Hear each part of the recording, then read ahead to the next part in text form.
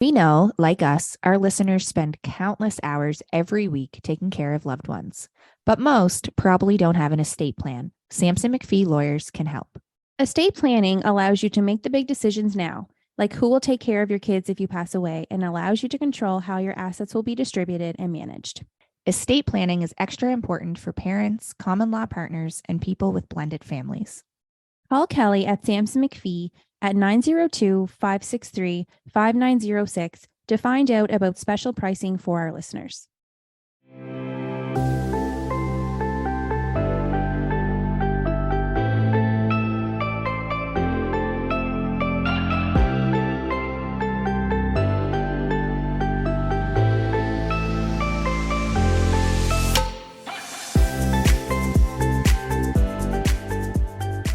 Hi, Jess. Hi, Sarah. How are you? Good. That's good. Hi, Stephanie. Hi. Should we call you Stephanie? Dr. Steph, Stephanie? Yeah. Dr. Gilbert? What do you prefer? You can call me Steph. Okay. Yeah, that would be great. Okay, Steph.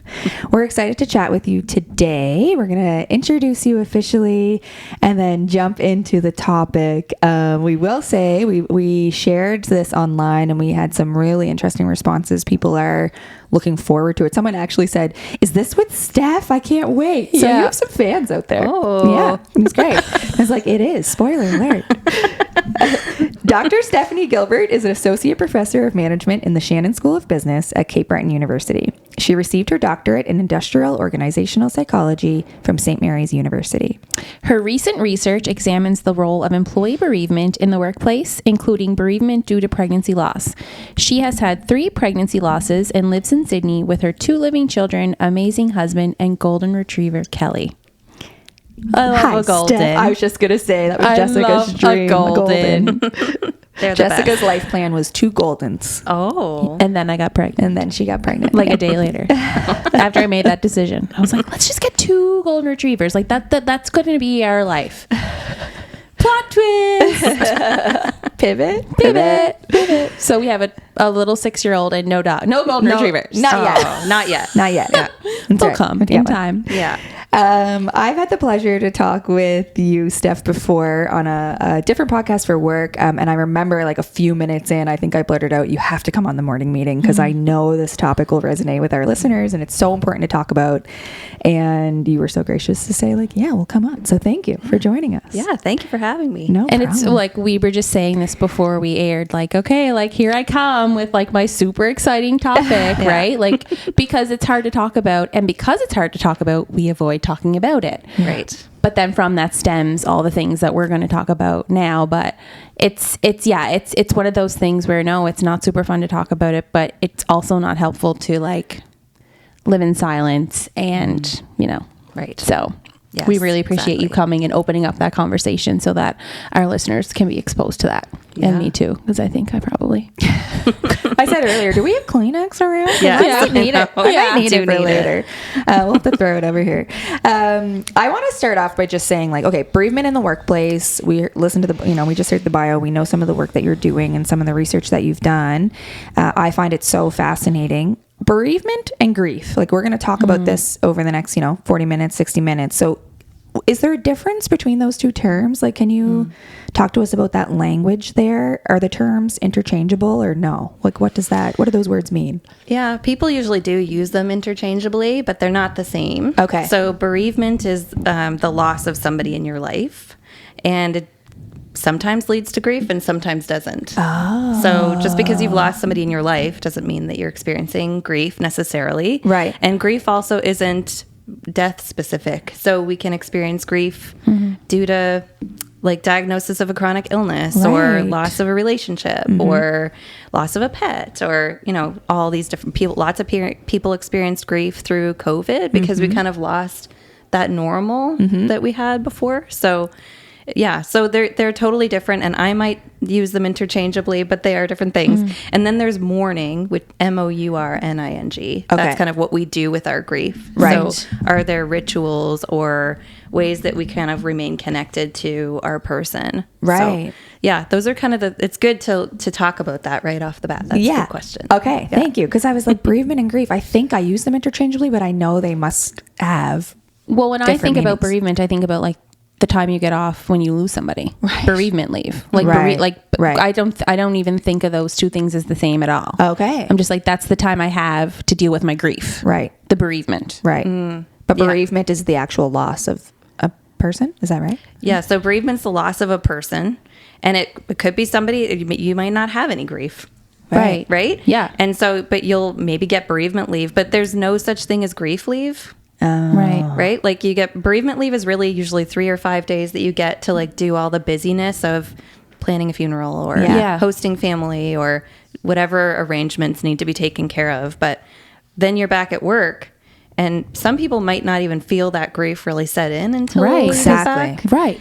And then after that, if you need leave, most often it's sick leave Yeah. that you would take. Right. But you're not sick. Yeah, you get Yeah. your 2 little days or 3 little days, and then you have to just go back to reality as if nothing, as if your entire life Yeah. just didn't flip upside down. Right. Who decided 3 days? I don't know. It's like a really strong social norm that's embedded into like every organization's bereavement policy.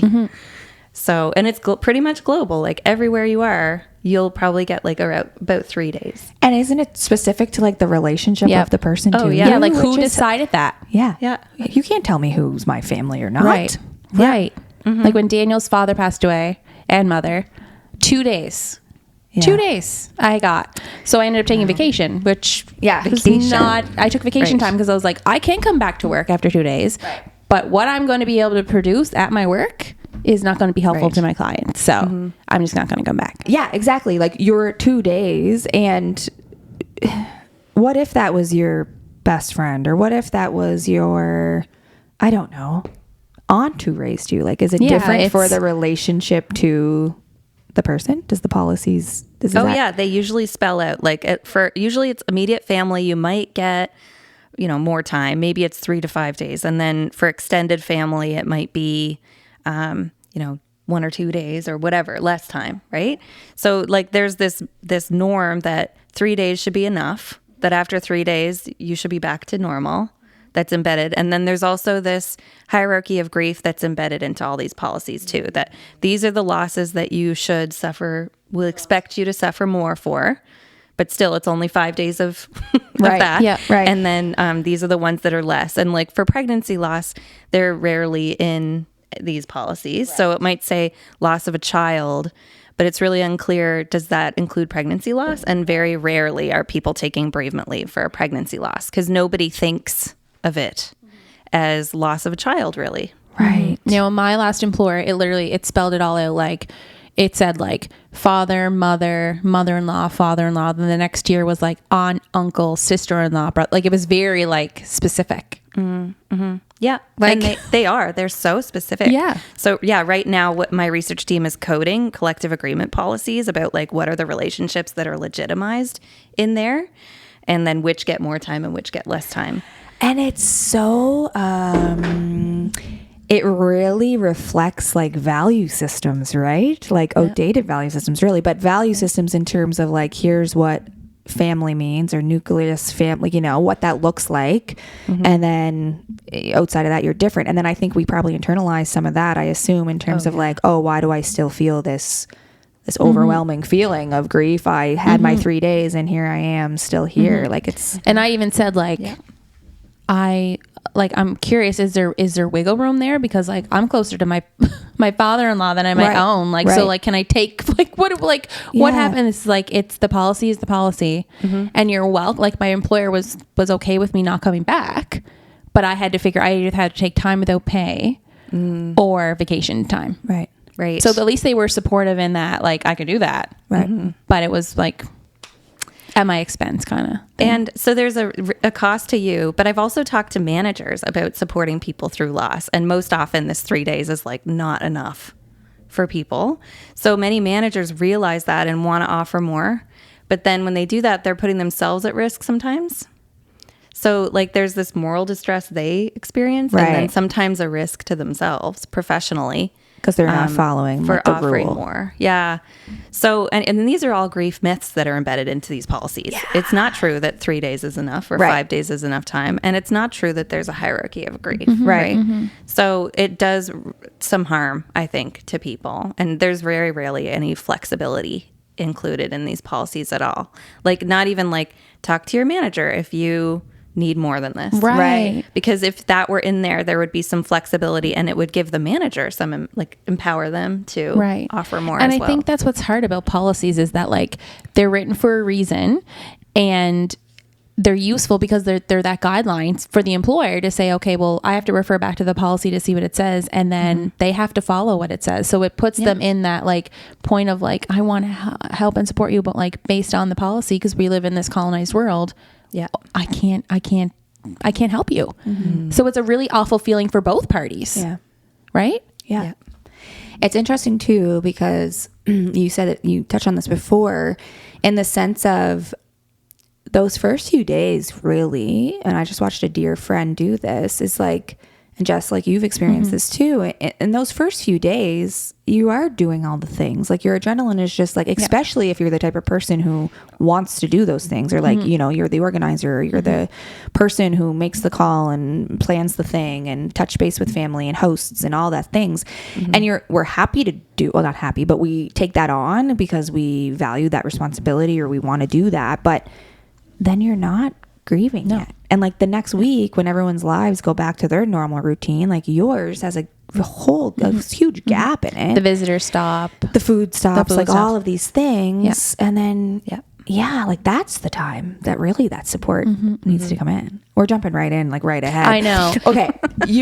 Let's talk about how you got into, why you started researching this, why you started looking into this. Bereavement is something that we're familiar with as human beings, but you're looking into, like, how this impacts workplaces specifically, and bereavement due to pregnancy loss in the workplace as well. Can you talk about some of that?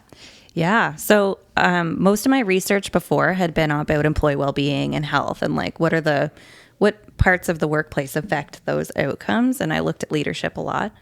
And then I had a stillbirth at 37 weeks pregnant. That was 2017.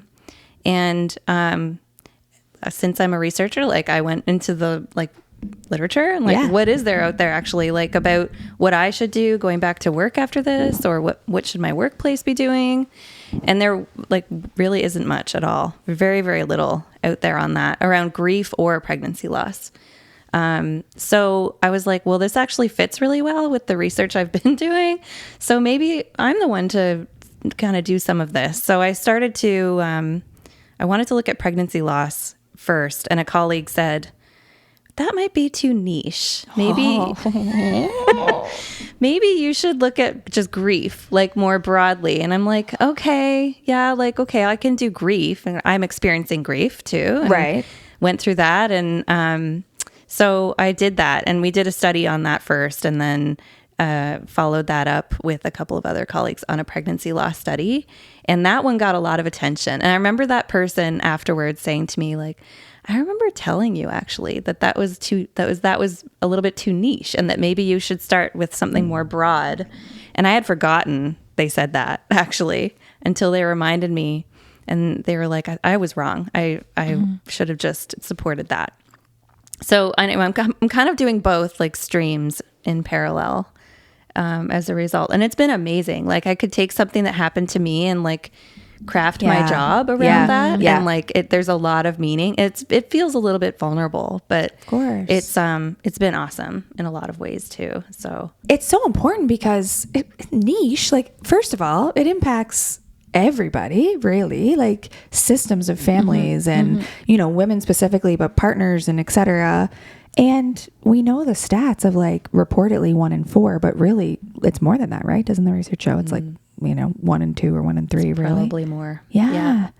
So, but we don't know, because not everybody discloses that they have loss, or they might not be aware that they had a pregnancy loss if it's early, right? So, was there not only just what, like, you know, the workplace policy said for you when you were experiencing that, but was there also an internal kind of dialogue or conflict in wondering, like, what was appropriate to do, like how to mourn a loss that was not as common as other losses that may be happening? Yeah.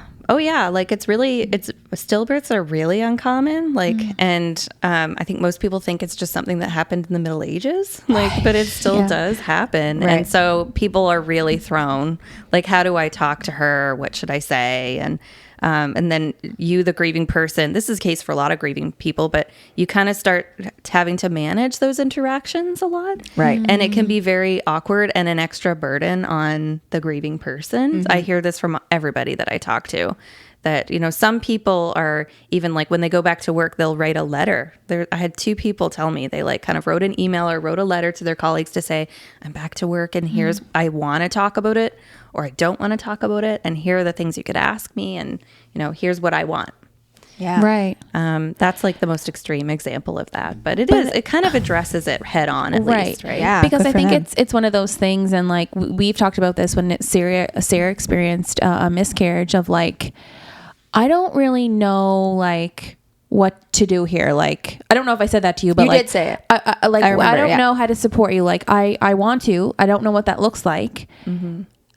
I remember you saying, and I appreciate it because you were just honest, like, and you said, I actually think I shared this story with you, but you said, I want to support you and I want to be here if you want to talk about it, but I don't want to bring it up. Like, I don't want to make you think about it if you're not thinking about it. And I said, oh, well, I'm always thinking about it. You're not going to bring it up. Like, you're not going to remind me that this happened, right? Like, I think about it every day. Right. So even now. So it's like, yeah, I appreciated you saying that because I understood you were trying to protect me and make me comfortable and also open up that dialogue.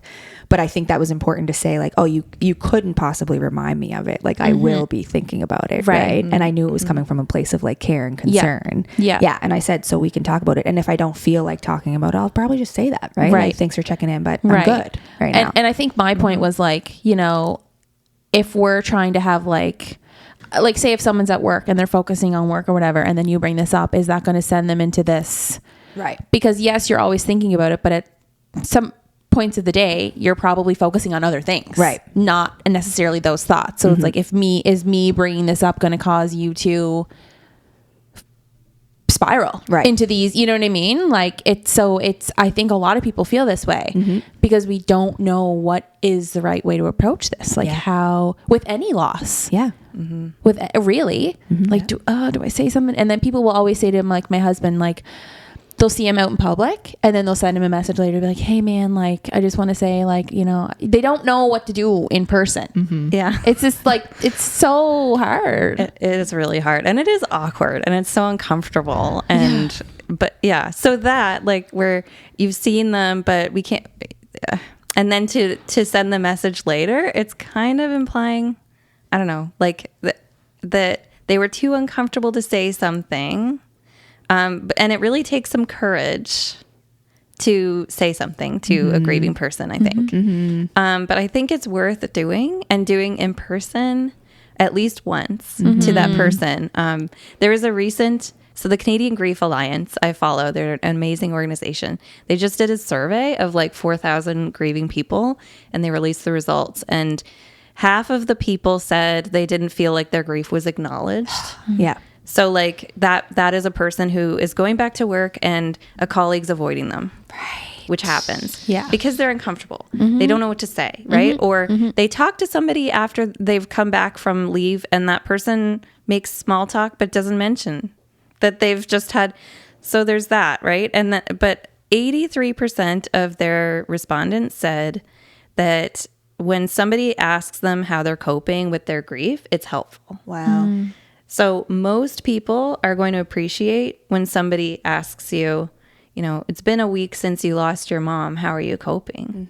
How are you doing with that? Right. How are you feeling today? And I think that like there's no ill intent from these people. Right. That's right. It seems but when you look at the broader picture, it seemed like no, you know, when you go home from like nobody even mentioned it today. Yeah. Like that person probably feels a way about that, but then but there was no ill intent on the other person. It's that comfortability piece because we don't talk about it enough. But you're protecting your own discomfort. Yes. Like you don't want to feel uncomfortable. So you don't want to ask the person. You don't want to make them uncomfortable. It's tricky. Yeah. It's hard to navigate it. We know, like, confirming climate, like the 3 levels of confirmation, like recognition, acknowledgement, and endorsement. So like acknowledging is such a huge piece of interpersonal relationships. Like grief is no different in that way, right? Oh, it's totally so important. Yeah. Like it was the most important thing everybody talked about in our research that we did was that their grief is acknowledged And we do kind of have a script for this, right? We say, I'm so sorry. Yes. And that's like this short. Yes. And that is it. Period. Yes. Did that, right? And then I'm Yes. off. And so, but that's kind of like, there's not a lot of connection with that. And there's no inviting to share either. So it's not amazing. It's not an amazing. That's one of response. the like what I took from our last conversation that we had. You said like as a society we're sort of grief illiterate, like we don't really know how to talk about it. And you said like that script of I'm so sorry, and that resonated with me so much because I remember even when I've said it, and when I say it, I'm like, come I on, know. Sarah, you can do better. And what am I sorry for? Like Yeah. you know, like I'm sorry for your loss, but also, and then you said, I mean, I don't want to take the words out of you because you might say it, but you said, what about like, tell me about your person. And that has stuck with me because like I've had friends who've lost people and I want to say like, tell me about your person. Like talk, if you ever want to talk about them, I would love to talk about them, you know? And no one has said that to me in times of grief before. It's been, I'm so sorry. And you appreciate, you know, that condolence, but yeah, it's so close-ended, like full stop. I'm so sorry. Conversation's over. Yeah, it really is. And like depending on like the households we've grown up in, if communication is not like a big component in your upbringing, like if we don't talk about things, you don't talk about feelings, then you learn to communicate that way. Like you know, and like even like I think about going to wakes and funerals, like you have like a hot second to see the person before if there's a huge line. So it's like we're almost conditioned to be like, I'm so sorry for your loss, like thinking of you, like, okay, next. You know? It's so, and then depending on the situation, like, okay, if we're at a funeral, we're at the luncheon afterward, or if we're visiting someone because of their loss, we're like, okay, this is the reason why we're here. They know the context. They know I'm going to come in. They know it's going to be discussed. But work is so much different because there's boundaries there, right? Like, I don't know what the person's coming, like, I don't know what boundaries they want in place, right? Yeah. Do they just want to like, so that I think, this is what's so hard about it. I know. And it's tricky. Like it's not obvious. I think you have to take some cues from what you know about the person. Are they a very private person? Right. Or are they a person who openly shares? Right. And then what's your relationship to that? Are you a very close friend? Like you eat lunch together every day? Yep.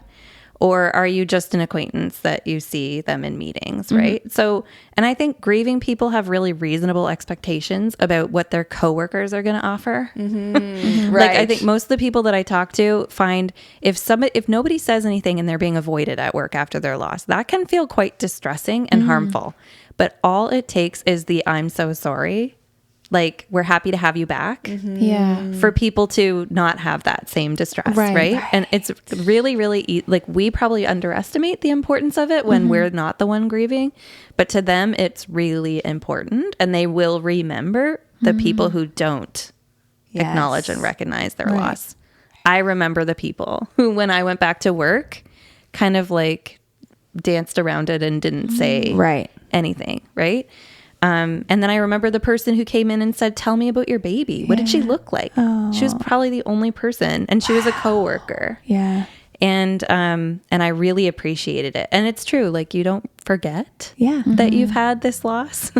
So somebody mentioning it doesn't remind you about it, but they're telling you that that person matters and they'll be remembered, and that it's okay to share and it's okay to grieve, right? All these things, and really de-silencing, right? And destigmatizing the loss.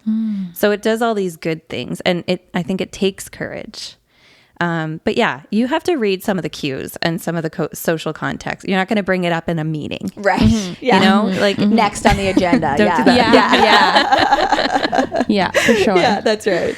Right. And there is like an equity piece here too, right, Steph? So like some of the things you've been finding in regards to bereavement in the workplace, but more specifically, how bereavement due to pregnancy loss or infant loss connects with equity in a workplace. Can you talk a little bit about that? Yeah, it's actually pretty surprising. Like, we know that there's equity issues with pregnancy in the workplace, right? So if you're pregnant, usually you're seen as less competent and less committed to your job.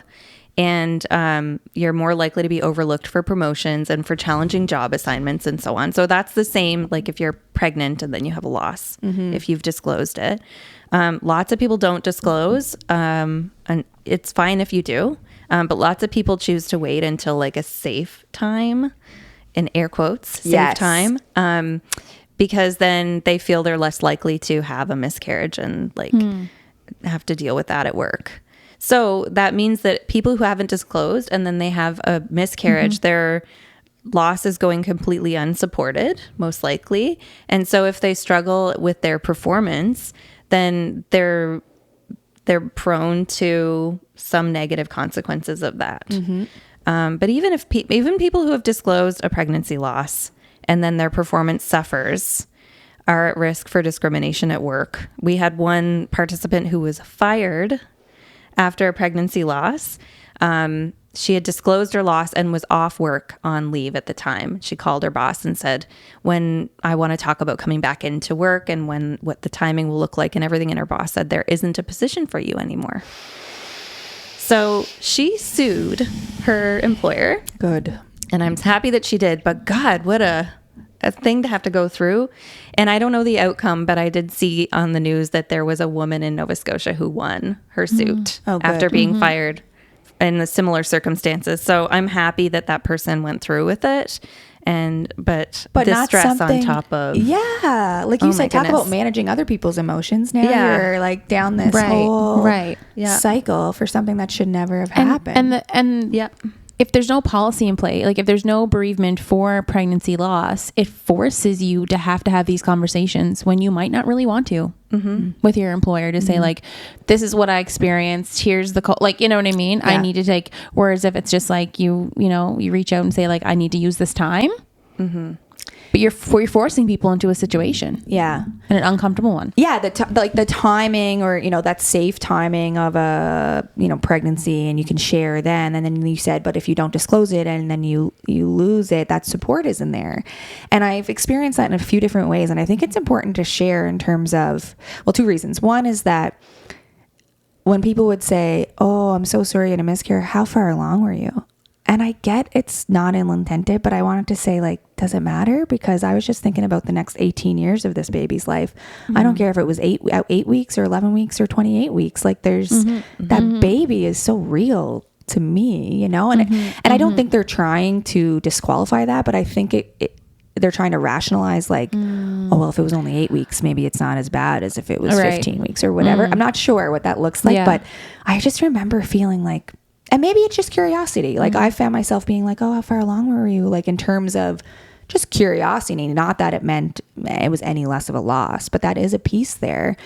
And then you're right with the support of like when we had our loss, I remember my husband instantly on the way home from the hospital said, I'm so mad I told my friends already. Like I should have known to wait. And I said, but honey, like those are the people we need to rely on now. So I think it's okay. Like, but he just didn't want to have to put them through the awkward conversation of saying like now, and then it'd be weird for everyone and make everyone sad or whatever. But I was like, but we have to get better at just talking about these things. And then I said, did you know so-and-so and so-and-so and so-and-so experienced this? And he said, what? No, they didn't. I said, this is your best friend and his wife. Like, yeah, they did. Or like, this is, and he didn't know. And I'm like, it's because we don't. And I wonder, I'd be so interested to look at like, so there's women and then there's men. I'd be curious to look at the different experiences of those and how like a partnership. So like the person who was carrying the baby loses the baby physically, but then the other partner, what about them? Oh gosh. Yeah. I've talked to both. I've talked to gestational parents, which in our case were all moms and or women. And then the partners, like, which in our case, they were all men, but the non-gestational partner. And they get less support because like, think about the gestational parent is getting not a lot of support. And then their partner is getting even less support. And they are often putting their own needs aside to be strong for their partner. Exactly. And it can lead to a lot of problems because then sometimes the gestational partner might feel like they're kind of going through it alone. And then the other partner is like kind of bucking up and stifling their grief, to be strong. And people will often ask the partner, like, how's your wife doing? How's your partner doing? Yes. And not ask them how they're doing. Yeah. So yeah, it's really, and everybody grieves differently, but there tend to be like some gender differences where women tend to be, not always, but maybe more emotional grievers, and then men tend to be more doers, like, you know, and so they might be back to work if you grieve that way a little bit sooner and feel okay with it. And then, you know, more emotional grievers might find that really challenging to go back. Are you ready to foster a deeper connection with your child and grow yourself in the process? Welcome to Conscious Parenting Coaching with Cheryl Fogarty, where your journey to enlightened parenting begins. Cheryl believes that to truly connect with your child, you must first dare to grow yourself up. Her personalized coaching sessions help you communicate effectively, manage stress, and create a harmonious family environment. With a unique approach that combines the latest in child psychology, mindfulness practices, and compassionate communication techniques, Cheryl guides you through the challenges of parenting with wisdom and grace. Whether you're dealing with toddler tantrums or teenage angst, she's here to support you every step of the way. Join a community of conscious parents who are transforming their families one mindful moment at a time. Visit www.cherylfogarty.com or find Cheryl on Instagram at @theconscious_ish_mom to schedule your free 30-minute discovery session with Cheryl. Conscious Parenting Coaching with Cheryl Fogarty, where mindful parenting meets joyful living. Because every moment with your child is a chance to grow together. And that's an interesting conversation too, of like, when you experience loss, like trying to support your partner when you grieve differently, to be like, I don't understand how you don't want to talk about this. Like, but like, I'll use my husband, for example. Like, he's the type where like, he's okay to just like not, he's grieving in his own way. But I feel like, well, should we do this on like the anniversary of the death to like whatever? And he's like, but I'm thinking about my mom and dad every day. Like, this one day doesn't cause any more significance. Like, I'm already thinking about them every day. I don't need to like crack a Coors Light in my mom's memory or like do this for my dad. Like, I'm thinking about them 24/7. So it's like, I'm trying to get closure all the time and do all these things, but it's different than how he's grieving. So it's like, I don't know sometimes how to support him, and it's just so interesting. Like the whole, it's so layered. It's so, and everybody grieves very differently. Yeah. And that's okay. And I think acknowledging that there's different ways of grieving is important. So especially when you have two partners or people within the same family that are dealing with it differently, it's okay. And if you want to do the rituals, maybe he can support you in that, but not feel like it's like a key, like super important to his own process. But you can, I think just turning towards each other a little bit in those cases is really important. And there's a lot of like gender role elements to, I think, that too, right? Definitely. So yeah, it's challenging. What you just explained, like we talk about that in communication, right? Like stereotypically women are relational communicators. We communicate about communication and build our relationship. Men stereotypically are action oriented or instrumental communicators. So they communicate through doing, through action. So that's exactly how you just said, like stereotypically they're handling that grief in a really similar way, right? Like through action or through words. We had some listeners send in some questions, and a few of these relate to this conversation, but one was about navigating supporting a spouse after a miscarriage, after going through fertility treatments. How should you grieve that loss compared to other losses? Okay. Interesting. Yeah, that's, so I think the first thing there is acknowledge that it's a legitimate loss, that like, so I don't really like to compare types of loss, because I do think that that's a grief myth, that there's some kind of hierarchy and that we should expect more pain from this loss and less from that. So I think the first is to acknowledge that you've had a long road. Like you've had these fertility treatments, then you had a miscarriage, right? And there's a lot of grief along that. And a lot of like just depletion, like through that whole process. So that's a valid loss. So, and I know like when I had my stillbirth, people would come to me and say, well, I had a miscarriage and I know it's nothing like what you went through, but, you know, and they're kind of like devalidating or something, their own loss.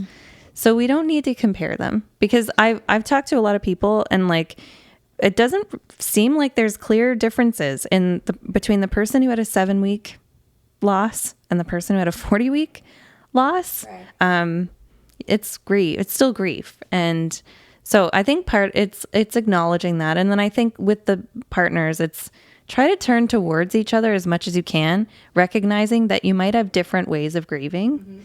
And it might be really frustrating for each of you to see each other doing it differently and not doing it the same way. But I think just trying to communicate about that is really important, and validate each other and talk about it as much as you can or want to. Like I know the doer doesn't want to talk a whole lot. Right. But to just acknowledge, okay, you're grieving by doing, like, that's okay. Right. And I'm going to grieve my way. And we can do this together. Right. You know, we're not doing two separate things necessarily, but we can still we're grieving the same thing, right, but differently. You talk about, you know, supporting our partners and like leaning in and trying to support each other in that way. But one of our listeners talked about, you know, how to talk about grief with our kids. And, you know, talking to the 2-year-old about grief and then talking to the 7-year-old is totally different. And I think about this in my own experience. Like when Logan was 2, he lost his grandmother, and when he was 4, he lost his grandfather. And they were 2 different experiences. Like the 2 was kind of just like, oh, you know, we're going to be going over to Nini and Poopa's, and it's going to be sad, and there might be a lot of crying, and Nini had to go up to heaven and whatever. So he thinks of heaven as just this physical place, right? So then when Daniel's father died, it was kind of like he's now in heaven with Nini and they're gone together. So he thinks that this is a place that we will get to see them again at some point. Like he doesn't see it as like they're, you know, but I think about that, like it seemed like it was easy to have those conversations. Like he talks about it all the time, and yes, he has millions and millions of questions, but I think about like a 7-year-old or older, like it would be difficult. Yeah. Right. Yeah, it can be like, and I love this question, and I love that this mom is thinking about this because it's really important. Our kids will have a loss at some point. And if we can talk about it a little bit, maybe they'll feel a little more prepared and not totally blindsided about it. So yeah, I think it is really important to use like age appropriate language and introduce the idea of death. There's like great little books you can get from the library. We have one called When Dinosaurs Die. Yeah. It talks all about different mourning rituals for different cultures and all of it. It's really detailed. There's one called The Invisible String. Yeah. I love that one. Yeah, that's a great one. It just talks about like remaining connected to our people even after they've died or if they live somewhere else. And that's a good one. And maybe just I think it's good to just like introduce the idea of death early on, you know, even something kind of benign, like, you know, your friend's fish died last week. What do you think of that? And just, it is so important because we want to teach our kids that it's something we can talk about. That's exactly what this listener said. Because they said, I don't want my child to grow up the way we did, where you didn't talk about it with kids. Like, because and now you don't want to feel scare ill-equipped them as a parent. Yeah. Because like Logan will always ask us like, well, when are you going to go to heaven? I don't want you to go to heaven. I'm like, I am going to go to heaven one day. I don't lie about that. And I'm like, I don't know when it is. Yeah. But it's not today. Right. So we're just, you know, and like, it's tough because there is that fine line of like, well, I don't want to cause anxiety in my child of telling him like, yep, we all die and we whatever, but we do. And you know, it's part of the life cycle. And I think, it can be uncomfortable, but like that's all we've talked about for the last number of years because it's so close to us. But the more you talk about it, the more comfortable it actually does become. Right. Yeah. And as sad as that sounds, like as comfortable as we all are with death in our family now, like sometimes you're just like, oh my God, like this is like we're talking about it at the dinner table as if it's like nothing. Yeah. But it comes so easy to us now. Yeah, which is good. I know my daughter was 3.5 when we had our stillbirth, so she was expecting a little sister, and she didn't get one. So we had a lot of conversations. But then my Nana died, and we were on the phone with my dad, and my daughter says, "Grandpa, how does it feel now that your mom died?" Wow. And she was like 4. Wow. And I was like so proud that she Yeah. asked that. So she's inviting him to share. She's acknowledging that there's pain, that there's, or at least some different emotion, right? Around his mother dying. And so I love that. And that's what we want, right? Yeah. Yeah. To normalize it, because it is that universal experience. Someone else wrote in, they said, I'm 40. I just lost my very best friend suddenly. I'm lost as I took for granted that we would grow old together. I'm a mess. How do I move forward? Oh, that's so challenging. Yeah, I grieve. Like the cure for grief is to grieve. And it's a human normal thing, right? You were picturing your life with your friend and talking about being old ladies together and stuff. And so grieve and try to find ways to stay connected to them. Right. So there's like continuing bonds theory is this grief theory that talks about how like we tend to cope better when we continue to have some connection to our person. So what can you do to remember your friend? How can you incorporate her into or them, I don't know the gender, but into your life, or have rituals around that so you can mourn your friend? That's really important. And then when you keep those bonds, your relationship still evolves through your life. Like you're going to look in 10 years back on your conversations and have a new perspective. And so in that way, you're still friends. They're still an important part of your life, and they'll still be here as long as you're here. Right. So I just think grieving, reaching out, like trying to get support from other people and maintaining those connections. We often say, like, if somebody's really struggling with their grief, we say, are you talking to anybody? Are you seeing like a counselor? Right. And it's really surprising, but like in social work or any like counseling program in North America, there's very rarely ever any mandatory grief component to that. So all of the counselors available are great at dealing with anxiety and depression or other mental illnesses, but not grief. So we're sending people to counselors and who won't be helpful necessarily. Right. And instead what they might benefit from is just to talk to us, like talk to your friends and open the door to sharing. And that would really destigmatize, I think, grief and unsilence people. We don't want to compartmentalize grieving and the grief process to like in an office with a therapist. Right. Yeah. And we also, I think that that's layer 2, because then you feel like, oh, there's something wrong with me if I feel this way, or accessing help or need that, whatever. Right. I think too, if I can like say anything to this person is like, I think time takes time and like grief comes in waves. Like we say there's stages of grief, but really that's, you kind of get those in all different order, right? Like is that even, or is that a myth? It's a myth. That's another myth? These stages of grief, they're a total myth. Oh, that's so interesting. Yeah, they are not. We like that story because it tells us like there's an expected order that I will go through here, and there's an end point, but there's not an end point. This person will be grieving for her friend for the rest of her life. And there's not an end point, and there's not 5 stages. So that's a myth that is very widely held. And But do you think for the person grieving, it's like, because you were saying there's no end, do people like, I think people are probably holding on to that, like this pain will eventually go away. You know, like I start here and then I end up here. Right.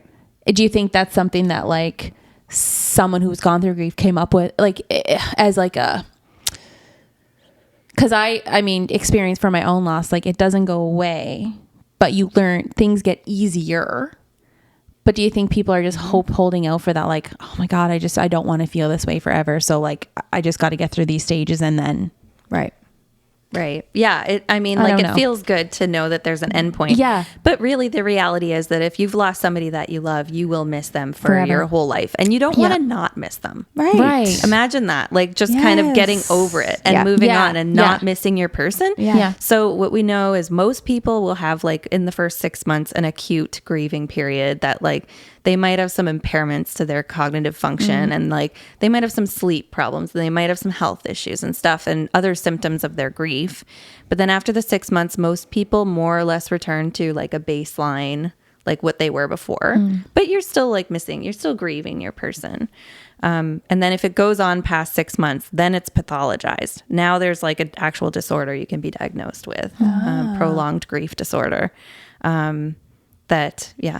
It's in the DSM now. Oh, interesting. Wow. Yes. And that's to DSM. facilitate leave, and it's to facilitate like accommodations and support in the workplace and things like that. But there's a lot of debate around that because grief is a normal Like human why response. is that like the Right. But it's try to facilitate action for support. right. Oh, I think, right? Is Yeah. what you're saying? Yeah. Yes. Yeah. It is interesting. Like, I would say time takes time. We lost a few friends in my early 20s, late teens. And we just had a 15-year like anniversary of one of my friends' deaths. And it hit me different. Like I remember that day coming, I would like, okay, it's May. And then you would wait for the day to come, you know, because we were young and it happened. And that day was so significant. But now like May came and I didn't quite feel that way, but on the day, and I was like, oh my gosh, that's you know, and you remember. But I also think about that person when a song comes on, or a certain artist or a movie or a memory pops up, a smell, a scent, you know, and I can think about that with fondness, and there's sadness, but it's mixed emotions, right? Like it's so layered. So you're happy and you're sad, and I now think about what maybe his children would be like, or his, you know, because we're at different stages of our lives. But I often say, like, for me now, not that that's guiding my every decision, but I am definitely aware of how privileged I am every time I hit a birthday. I'm like, this, you know, growing older is really a privilege denied to many. And I do want to live life like that relationship is still very real, but also celebrate the things that, because they don't get to, you know, and I don't know if that's like the right way to think about it, but I do think we celebrate through memory and relationship, and that kind of continues. So like saying that makes sense, like that bond of that person. But time takes time, I think, for sure. Totally. We had a question about, I think this comes from a employer or a leadership or management position in a place of work, and they're wondering, is it better to address what has happened or to go on as business as usual, or how to ask their wishes in a way that is sensitive but respectful? That's a good question. I love that. So acknowledging is important. So you're going to go back to business as usual at some point.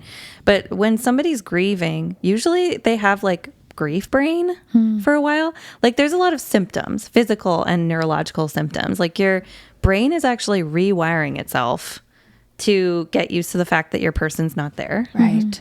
And so it's a lot of work for your brain, and usually it's harder to make decisions and process new information and really focus on tasks and do the deep thinking work. So there's going to be effect on your work performance. So it's in the best interest of managers to understand, like, how is this person doing? And do they need accommodations? Do they need more leave? Like, what should we offer to them so that they can do their job the best they could with this, recover as best as they can from it, so that we can get back someday to business as usual. Right. And there's also a retention strategy in that. Like when somebody feels really supported at work through this really vulnerable time, they remember that. And they remember when they're not supported. Right. And we know, like, already when you're grieving, it upends your life. You're thinking differently about things, and people are more likely to quit and change jobs or even leave the workforce after a loss. So it's really important to support your people so that they will stay and remember that, you know. And so there's a retention case for that, and there's just a moral case for like supporting people through it. Right. But it takes courage, right, to ask. But I think managers they need to have a little bit of courage to say, you know, like there's the bereavement policy, which usually sucks, but there's more that companies can do to accommodate people. Like, does this person need a place to go that's private during the day if they get upset? Do they need adjusted work duties? Could they work from home for a while? Like, what is it that they actually need? Or maybe it's a person who wants to be at work. They love their job. This is a great chance for them to detach from their grief for a while during the day and then go back and deal with it at night with their family. So you just don't know until you ask. And like I said earlier, I think people appreciate that you ask, especially their boss. Yeah. Right? Yeah, like what a sign of courageous leadership. Like you have to be What do that you need? person in that space. Yeah. What do you need? Yeah. Yeah, and they might not know, and it's important to continue asking that question because their needs will change. Yeah. Often, like it's a month in or whatever that grief can really hit, like when all the visitors are gone, nobody's really talking about it anymore, right? But you're kind of, it's sinking in what's happened. So needs change, and that communication needs to be ongoing, and it does take some courage for managers to do that. Yeah. And you say like a retention piece, like your research too shows, right? Like this does, I know we talked about this and I forget if it was specifically bereavement in general, if it was more specifically to the pregnancy loss piece, but it's impacting, like women are leaving the workforce, right? When they're not feeling supported there. Can you speak to that? Oh yeah, like people, so we know like, especially after pregnancy loss, like people might decide, I want to be home with my other kids. Or maybe I want to take some time to focus on another pregnancy if that's what I want to do. So people are making all kinds of life changes because grief like this is often a bit of a shock to us. Like some people are reevaluating their beliefs and like their values and everything else. When something like this happens, it really pulls the rug out, like turns your life upside down. So people are going to like be thinking about, do I want to stay in this workplace? Is this a place I feel valued? Am I reaching my, I don't know, like whatever they want now, is this offering me that? Should I stay? So, yeah, I've just talked to so many people who were not supported at work and who will always remember who said what or who didn't say anything at all. Right. And, it leaves a lasting impact. So there's like a business case to be made for supporting people through this. And it is an equity thing. You know, when we give people 3 days of leave, it is not meeting their needs. And then they're coming back and their performance is probably going to be impacted. And then there's sometimes repercussions of that for those people. You know, people are getting reprimanded or overlooked for promotions and all kinds of things. It's unfortunate. Yeah. There's someone else who asked, and this not necessarily about grief exactly, but about being away from the workplace for so long after a maternity leave or parental leave, for example. Any tips or tricks or advice for those parents who are returning to work after that time, because it can be a huge challenge to then balance family and work, and hard to just jump right back into your workplace without feeling like the new girl, they said. Yeah. Yeah, like when you take a leave, it's not the leave itself that's necessarily the interruption. There's also this like ramping off, like, you know, leaning away from your work and then like on ramping again at the end. And that makes a difference. So it's really unreasonable to expect like parents to come back and like be 100% jump right back in where they left off. Yeah. So that's where, if somebody's really struggling and it's hard and you're leaving your kid with somebody else and all of that. So, you know, maybe a gradual return to work is an option, or maybe there's like certain tasks that would be easier to take on initially. Like, and it could be important to have some conversations with your manager around like, how can I I'm struggling, you know, let them know, so that you can get support. And then hopefully they're willing to offer some of those little tweaks so that you can, ramp it back up, over time as you come back. But it is challenging. I remember feeling I was the only one in my immediate department who was a parent of young kids. I think parents in general, or parents of young children. And I remember coming back after my first leave thinking, I need to separate. Like if they're going to value me as an employee, I need to separate my parent and my work brain and just be like a good worker and back at it and doing the thing. And I thought that's what I was supposed to do. And it's not that my workplace made me feel that way. They were quite supportive and asked about the baby, you know, all the things. But I just felt like, no, I don't want them to think of me as less than. I know what the research says. And I know that I might be, well, she can't handle that right now because she has a toddler. And I was very aware. And then after my second, when I came back after the twins, I realized, wait a minute, I just learned more about communication in the last 6 years as like this, you know, that I could actually value add here in terms of a workplace. And I just started talking about it more. And I was like, well, I can't hide the fact that I am now a parent and I don't want to, because that is shifting my perspective in different ways. And maybe it is beneficial to like team building in certain ways or whatever. And there's been really interesting conversations that have come out from that, because other people have said like, thanks for talking about it. Cause I've been thinking about it and I was worried about leaving because it, you know, coming back or feeling replaced. Like, you know, you leave and someone does your job for a little while and there's all these thoughts about, are they going to do it better? Are they going to want them to stay? Like this weird feeling of being replaced, whether that's, you know, a logical thought to have or not, or rational, you know, but there was so many things happening right in the brain and kind of in the heart too, I guess, about feeling that way. So I think talking about it is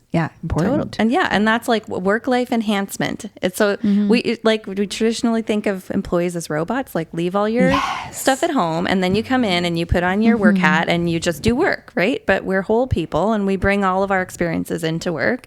And so there's been all this work-life conflict and work-life balance stuff, but you're talking about work-life enhancement. Like I can actually take what I've learned in the last year with my twins, you know, and bring it into my workplace and it can benefit.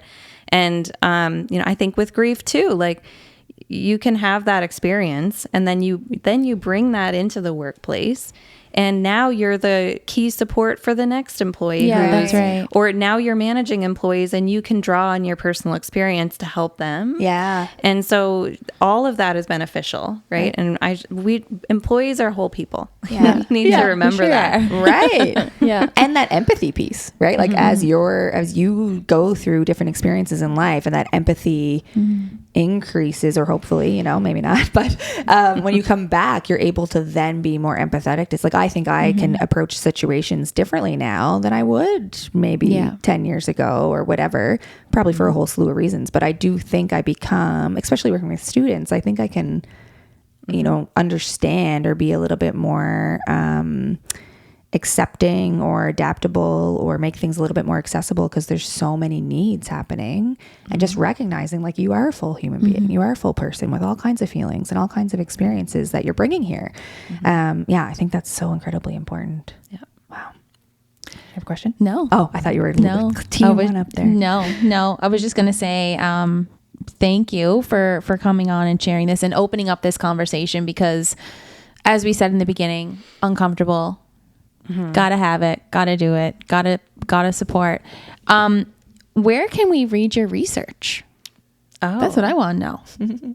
I mean, I'm a CBU student. I can go on, you get access to all the fun research, but for someone like, how can they read up on what you've been studying? Oh, that's a good question. I should really have like a blog or something. Or, I don't know. Watch this podcast. I guess. I'm on LinkedIn, I guess. Okay. I have a Facebook page called Pregnancy, Loss, and Work if you want to look at that. And I'm on Instagram too. I'm not very good at keeping it up, but if you message me, I'll see the message and anybody can. What's the Instagram handle? It's Pregnancy, Loss, and Work as well. Pregnancy, Loss, and Work. Okay. We'll share that. Yeah, we'll share that on. Yeah. Because I think that we need to continue these conversations. Are you have been asked to come into workplaces and talk about this? Because I think... I'm not, I'm doing, I just got a grant to do bereavement, training development study. So we're going to be developing training for bereavement and then hopefully also for pregnancy loss too. I think this is so important for workplaces to get access to this information. Yeah. Like I've done some talks here and there and provided some resource sheets and things for organizations, but I need to do a lot more of that. You're doing a lot. Yeah. You are doing a lot. If you could like tell if there's an employer listening right now, if you wanted them to consider something like to ensure they're providing these confirming climates or positive cultures that we've been talking about, and implement appropriate supports for their employees in this area, like what changes in work environments do you think are the most important to consider right now in relationship or in relation to support for the bereaved? That's a good question. I was going to say that's a big one. Yeah. I would say for pregnancy loss, consider a reproductive loss policy because with that, somebody's not just grieving. They're like recovering from their postpartum. They've had a pregnancy, they've had a birth of sorts. Now they're, so it's a physical experience and there's probably grief involved. Not everybody's grieving a pregnancy loss, but for many people they will. So I would consider that because it opens the door to having a conversation about reproductive loss at work. And it tells people what they're entitled to. So women don't have to feel like they're cashing in all their chips at work to ask for a few extra days of sick leave or whatever. So consider that. because it's really important. But just like try to foster a healthy work environment where people feel safe. Because if it's like dysfunctional or toxic and people don't feel like they can disclose what they're going through, then they won't get any support. So they might choose not to disclose, first of all. Then they won't get any support. But also they're going to have more difficulty coping, because like if the work demands are all these unnecessary work demands of dealing with toxic colleagues or dysfunctional environment that's unsupportive, then they might not be able to cope as well when they return back to work. So I think the people that go back successfully seem to have a more supportive work environment. Like I have talked to tons of people that wanted to go back to work because they felt supported and they got a lot of benefits from that. So it's not always the case that people don't want to go back. That was a surprise to me when I was doing this work. I just assumed like nobody wants to go back to work. Right.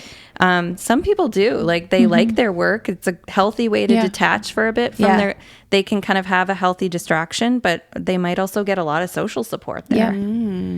So healthy environment and normalcy, maybe. Like I think, you talk about grief in terms of like illness. When my mom was going through treatment for breast cancer, she would go to treatment and then she'd go to work, and I was getting so mad. Like I was like, Mom, you should go home and rest and like take some time off and do your thing, you know? She was like, no, I want to go to work. And I was like, well, okay. And I could not understand it because like you, I thought, what? Don't you want to just go home and rest and take this time to, you know?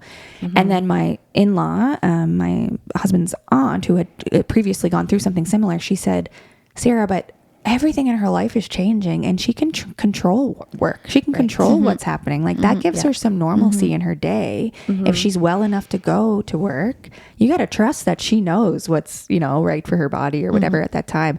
And I was like, oh, yeah, I suppose I don't know what's best for her, but I thought I did.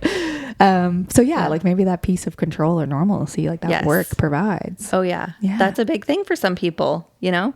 And then, so you can't always assume like what's going to work well. That's why we need to ask. Right. We don't know until we ask. Just the importance of conversation. Absolutely. Like open the dialogue, ask the questions, get uncomfortable. We have to. Yeah. Thank you so much, Steph. This has been just enlightening. I think just such an important conversation to have. I appreciate you opening up this dialogue for us to talk a little bit about grief and loss and how we handle that and how we can support others. I've had you in my head the last few weeks thinking about how to support a friend and trying to say like, I'm here if you want to talk, or if you want to go a walk and talk all about your person. Like, I can't wait to do that. So you let me know. And I think I did say like, maybe you should chat with someone when you're ready. But now I know I'm like, chat with me instead. But just wanting to know that like life is going to move forward, but it's going to feel different. And we can talk about that. And you don't have to sit with that on your own, because that will feel different forever. This person is now not here, and that's hard. And we can talk about that and not feel awkward about it. Yeah. Thank you. Thank you. Thank you for having me. This has been great. Oh, anytime. You can come back. Welcome around our table anytime. Thanks for everyone for listening. Another episode of The Morning Meeting. We'll share Steph's info and contact information in the episode notes, and you can contact her. If you have any questions, you can join the groups in Pregnancy Loss in Cape Breton, and we will chat next time. Thanks, everyone. Bye.